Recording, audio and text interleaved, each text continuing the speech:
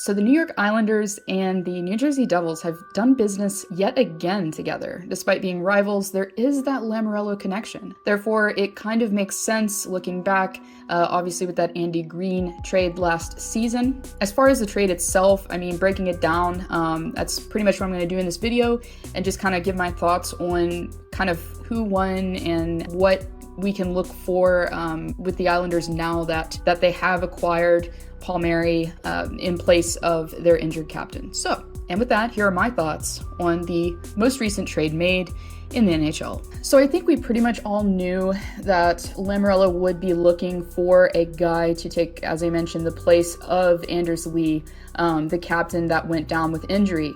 And they did have that emergency relief cap money available. So it definitely makes sense as far as wanting to fill that role and going out and, you know, trying to find a guy because you do have some space to work with. And it really is almost like the perfect fit, I think, for Palmieri. And obviously, you know, Zajac has been there as well forever in New Jersey. Palmieri was. It's really interesting because if you look at it, I mean, I'm curious how Lamoriello got this deal done, to be honest, because, I mean, if you look at it, I'm sure New Jersey Devils fans are not entirely pleased with this, as I would not be if I were in that place.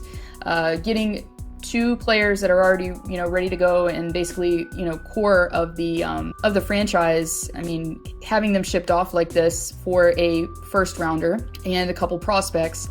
I mean, their contracts are, you know, expiring. For the Islanders, it totally makes sense. And then, I mean, obviously the New Jersey Devils, they haven't had the season that they would have hoped. They're still kind of in that limbo, kind of a rebuilding limbo. And it makes sense that they would want to make changes. But I think that for what they got in return, probably was not sufficient. As, you know, there's certain players out there, even like Taylor Hall right now.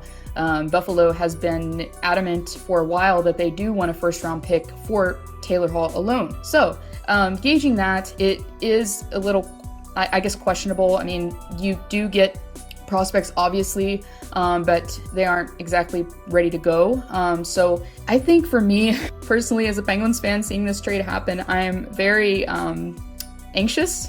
And I am not really happy as far as, you know, I love trades and we love talking trades. It's always so much fun, but being a Pens fan and personally seeing this trade happen, I'm just like, oh my gosh, the Isles are dangerous. They've got their guy they needed. And I'm really looking forward to seeing how they do. Now, obviously, I do think that they really have a strong chance of taking that second spot right now, as Pittsburgh has been kind of edging them and they're just barely behind, not by a lot, as the East Division has been very tight.